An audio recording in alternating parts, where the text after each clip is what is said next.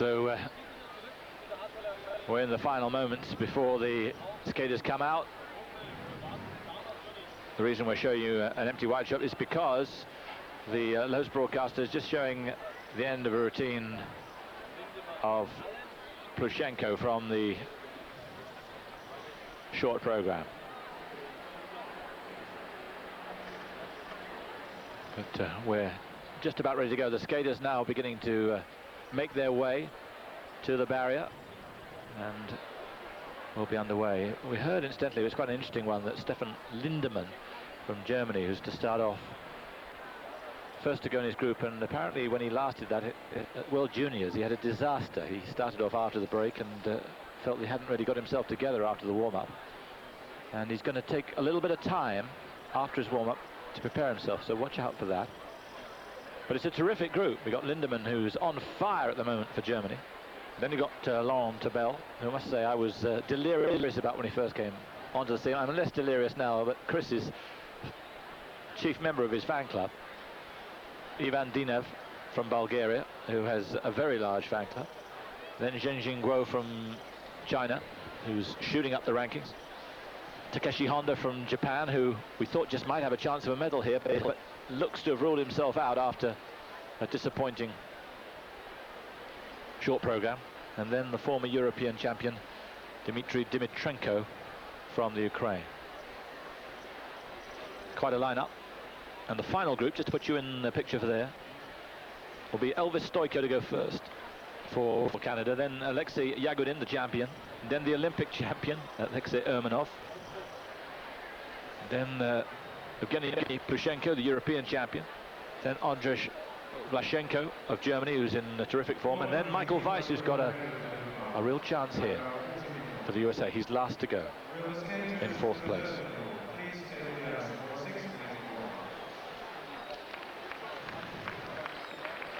Plushenko, in fact, not the European champion, but the runner-up. So there's the current standings. Gable in second place on the night, but leading overall. Anthony Liu, the leader of the night. There's the confirmation of the starting order.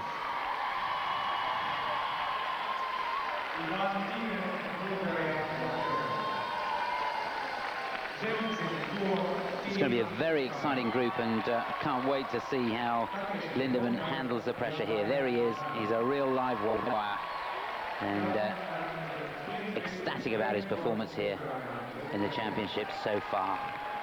A real fighter. He's gone from strength to strength. 7th in his qualification, and he was a little unlucky to be marked as low as that. But he goes into this free program in 9th place, just 18 years old. Looks 14, but he's got a very mature fighting spirit. And from little to large, very large, Laurent Tobel. And his routine, if you haven't seen it, from the Pink Panther, is a sight for sore eyes. But he needs to get it right. If he doesn't get it right, it just doesn't work. Oh, that's right. It's a very, very clever program. A lot of miming and theatrical choreography in there, but it has to be right. The jumps, the technical side of the program have to be right for the whole thing to work. His fan club, but he's got many admirers, and it's interesting, whenever he's on the ice, people are smiling all over the place. Now his facial expressions work because you're looking particularly for them, and then obviously the body language is fantastic. Ivan Dinev, the man with an immense following back home, 20 years old, Bulgarian champion for the last 7 years, since he was 13. But he's never really cracked it in Worlds. 21st is the best he's achieved, but he did well in European, 6th in Prague.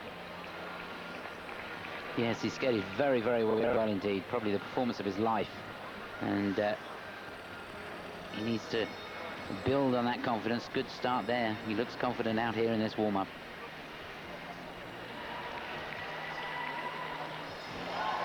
Zhengxin Guo from China. who did 2 quad toe loops in the World Championships in 1997. So watch out for those. He's definitely got one planned. He might do through. He might throw in both. And from China to Japan, Takeshi Honda. 18 years old, just 18 on Tuesday. The last medalist from China, Minoru Sano, in Tokyo in 1977.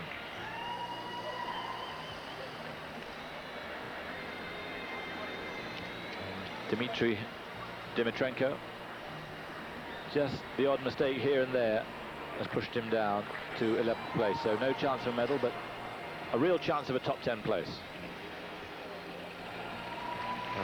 A man who goes his own way in life.